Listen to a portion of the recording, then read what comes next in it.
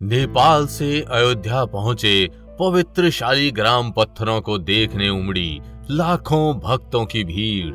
नेपाल की गंडकी नदी में मिलने वाले इन दुर्लभ शालिग्राम पत्थरों से होगा राम लला की भव्य मूर्ति का निर्माण।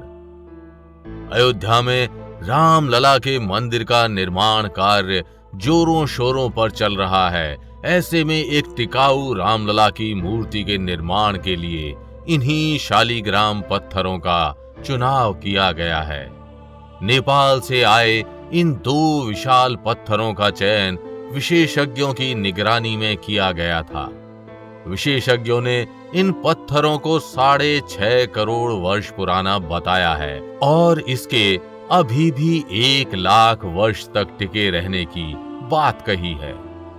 किसी चट्टान की भांति प्रतीत होने वाले इन दो विशाल पत्थरों में से एक पत्थर का वजन 26 टन है, तो वहीं दूसरे पत्थर का वजन 14 टन है। बीते दिनों गुरुवार 26 जनवरी के दिन इन भव्य पत्थरों का गलेश्वर महादेव मंदिर में रुद्राभिषेक भी किया गया था। तो आखिर रामलला की मूर्ति के निर्माण के लिए शालिग्राम को ही क्यों चुना गया, जानने के लिए वीडियो को अंत तक देखिएगा। लेकिन वीडियो शुरू करने से पहले जय श्री राम कमेंट करना बिल्कुल भी मत भूलिएगा। भगवान श्री राम की कृपा आपके घर परिवार पर हमेशा बनी रहेगी। काला जादू हो या शनि की 7.5 होंगे हर कष्ट दूर, आएगी जीवन में तरक्की। अपने घर परिवार और संपत्ति को हर बुरी दृष्टि से बचाने के लिए आज ही मंगवाएं मंत्रों द्वारा सिद्ध नजर सुरक्षा कवच। आप शायद ये बात जानकर चौंक जाएं कि शालिग्राम पत्थरों को भगवान विष्णु का ही अन्य अवतार माना जाता है और हरि भक्तों के लिए शालिग्राम कोई पत्थर नहीं बल्कि स्वयं नारायण ही हैं। जिस प्रकार शिवलिंग में भगवान शंकर का वास होता है, उसी प्रकार शालिग्राम में भगवान विष्णु रहते हैं। शुद्ध शालिग्राम पत्थर पर भगवान विष्णु के शंख और चक्र के निशान आज भी देखे जा सकते हैं। शालिग्राम नेपाल के गंडकी नदी में पाए जाते हैं। शालिग्राम और गंडकी नदी का हिंदू धर्म में बड़ा ही धार्मिक महत्व है। हिमालय से निकलकर नेपाल से होते हुए बिहार में प्रवेश करने वाली इस नदी को पुराणों में नारायणी और सदा नीरा नदी के नाम से वर्णित किया गया है। भारत में इसे सप्तगंडकी नदी के नाम से जाना जाता है। हिंदू पौराणिक कहानियों के अनुसार ये नदी तुलसी माता का ही अन्य रूप है और नारायण रूपी शालिग्राम इसी में वास करते हैं।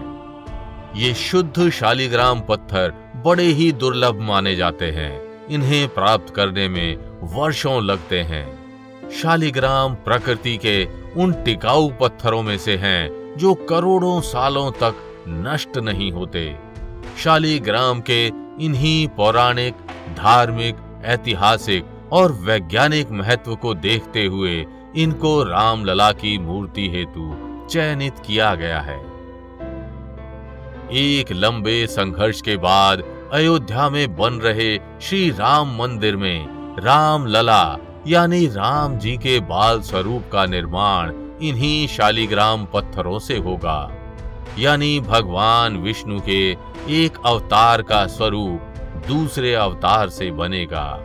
ये पत्थर मूल रूप से नेपाल से मंगवाए गए हैं। नेपाल के म्याग्दी जिले के बेनी गांव से पूरे विधि विधान और हजारों लोगों की श्रद्धा के बीच बीते दिनों इन पत्थरों को अयोध्या ले जाया गया। नेपाल में पहले जियोलॉजिकल और आर्कियोलॉजिकल विशेषज्ञों की देखरेख में इन पत्थरों को तराशा गया। बाद में शास्त्र सम्मत इन पत्थरों की क्षमा पूजा की गई। फिर इन्हें बड़े ट्रक में लाद कर पूरे राजकीय सम्मान के साथ अयोध्या भेजा गया। जहां जहां से ये शिला यात्रा गुजर रही थी, वहां पूरे रास्ते भर भक्तजन और श्रद्धालुओं के द्वारा इसका दर्शन और पूजन किया जा रहा था।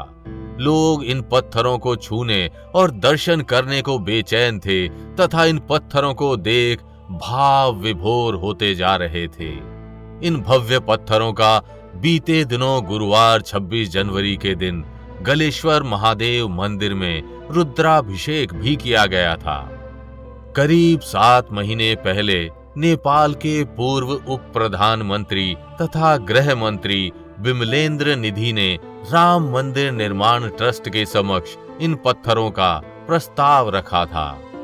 नेपाल के कुछ हिस्से प्राचीन मिथिला राज्य के अंतर्गत आते हैं और मिथिला को राम जी का ससुराल माना जाता है, क्योंकि अयोध्या में प्रभु श्री राम का भव्य राम मंदिर बन रहा है, तो ऐसे में उनके ससुराल का योगदान तो बनता ही था।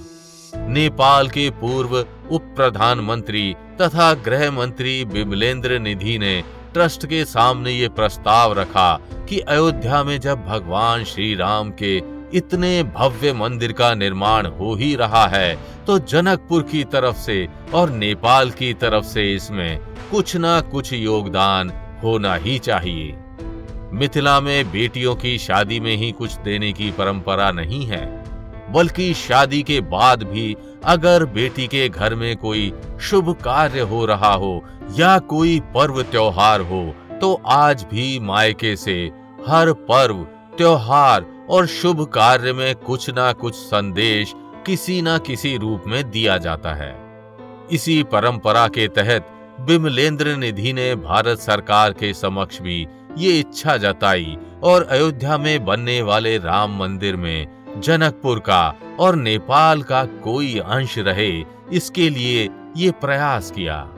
नेपाल सरकार ने कैबिनेट बैठक से काली गंडकी नदी के किनारे रहे शालिग्राम के पत्थर को भेजने के लिए अपनी स्वीकृति दी थी और इसके बाद ही इन 2 विशाल पत्थरों को भारत भेजा गया।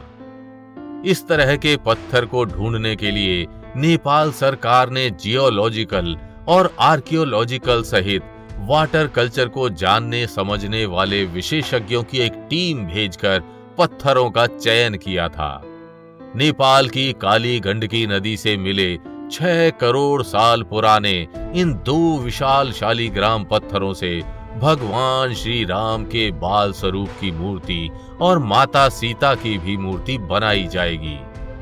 राम लला की मूर्ति 5 से 5.5 फीट की बाल स्वरूप वाली होगी।